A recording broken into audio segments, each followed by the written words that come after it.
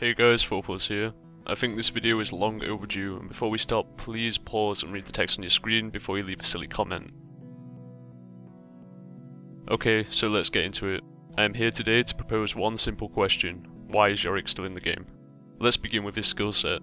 Yorick can summon 3 ghouls that will lock onto a champion and harass them with auto attacks.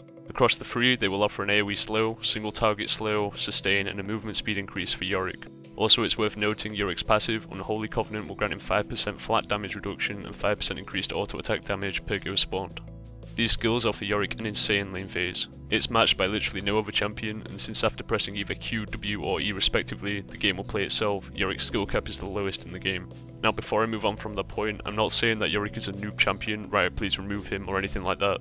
I'm simply saying that in a competitive game as League of Legends, the biggest competitive game in the world, why is there a champion with which you press 3 buttons and watch the gameplay itself? It's not entertaining to play as this champion, against this champion, or even watch this champion in tournaments such as LCS.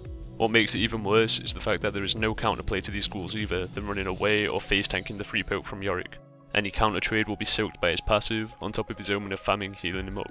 You can't even bait out his ghosts, then try to trade with him while they're all on cooldown, as the cooldowns are tiny. There are hardly any cons to this champion too.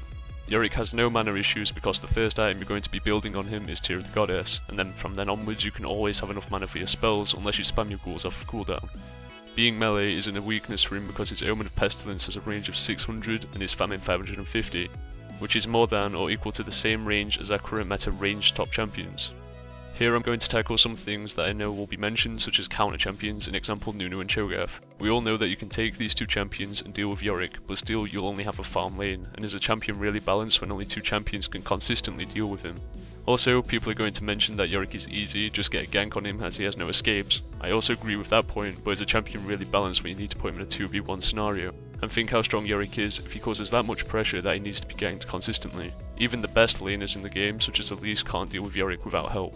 And finally, it will be said that Yorick's late game sucks, to which I agree with to an extent. This is the only difference between a good and a bad Yorick player. A good Yorick will know how to use his ultimate well, on top of bullying the foe out of lane. In the scenario that Yorick is against any champion other than Nunu and Cho'Gath and does not get ganked by the enemy jungler, he should be able to deny his foe a lot of experience and gold. With good use of his ultimate, he should effectively be causing a 6v4 effect throughout mid game to end game, as the enemy top laner should be shut down. I think I'll stop there before this turns into too much of a run, and I encourage you guys to give me your opinions on Yorick, and again I'll repeat the question. It's been over a year now since you said you were looking into fixing Yorick, so Riot, with his current state, why is Yorick still in the game?